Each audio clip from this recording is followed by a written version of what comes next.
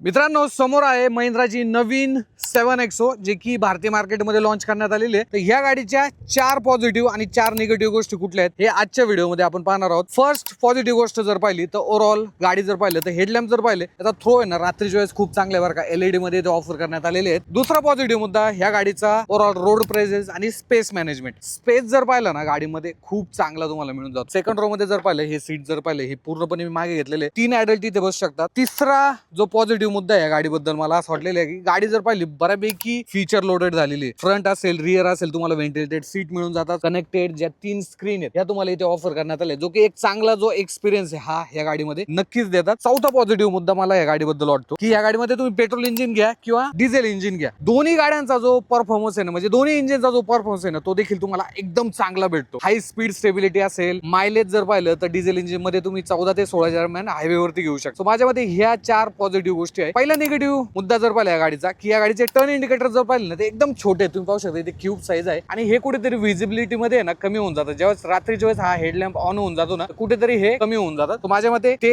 जरा मोठे असायला पाहिजे होते। जसं की आपण 700 मध्ये जर पाहिलं तर मोठे जे DRLs मध्ये जे टर्न इंडिकेटर देण्यात आलेले होते ते इथे असायला पाहिजे होते। दुसरा निगेटिव्ह मुद्दा ह्या सेगमेंट मध्ये जर पाहिलं किंवा याच्या खालच्या सेगमेंट मध्ये जर पाहिलं तर इलेक्ट्रॉनिक टेलगेट तुम्हाला इथे मिळून जातो। पण इथे जर पाहिलं अजून देखील मॅन्युअल जो टेलगेट हा देण्यात आलेला आहे, जो की माझ्या मते इलेक्ट्रॉनिक असायला पाहिजे होता। तिसरा निगेटिव्ह मुद्दा आहे मला या गाडीबद्दल असं वाटलेलं आहे की हे बघा गाडीमध्ये जर पाहिलं जास्त बटन्स आहेत ना ते देण्यात आलेले नाही। एसी जर तुम्हाला कमी जास्त करायचं असेल, टेम्परेचर चेंज करायचं असेल तर इथे फक्त एक बटन आहे बरं का। हे जर बटन तुम्ही प्रेस केलं तर स्क्रीनवरती तुम्हाला संपूर्ण एसी जे कंट्रोल ते येऊन जातात। हा जो नॉब आहे ना याच्या थ्रू तुम्ही जे चेंज करू शकता बरं का, ते डायरेक्शन वगैरे। तर बटन्स असतील ना चांगल्या पद्धतीने तुम्ही जे कंट्रोल आहे हे करू शकता। आणि सोबतच हॅझार्ड लाईटचं बटन आहे ना इथे देण्यात आले, याला भरपूर वेळा प्रेस करावं लागतं। सो माझ्या मते बटन्सची जी संख्या आहे ती गाडीमध्ये कमी झालेली आहे, तो एक माझ्या मते गाडीचा निगेटिव्ह मुद्दा आहे। आणि चौथा निगेटिव्ह मुद्दा मला असं वाटलेला आहे की हे बघा ही गाडी मोस्टली फर्स्ट आणि सेकंड रो मध्ये युज होणार आहे। थर्ड रो कधीतरीच लोक वापरतात। पण इथे जर पाहिलं ना ह्या एसी ला कुठलाही फॅन स्पीडचा जो ऑप्शन आहे हा देण्यात आलेला नाही, जो की माझ्या मते असायला पाहिजे होता। त्याच्याबद्दल तुमचं काय ओपिनियन आहे मला कमेंट मध्ये सांगा। 7XO चा फुल जो डिटेल व्हिडिओ आहे हा तुम्हाला आपल्या युट्यूब चॅनल वरती पाहायला मिळणार आहे, तो नक्की तिथे जाऊन तुम्ही तो व्हिडिओ पाहू शकता। धन्यवाद।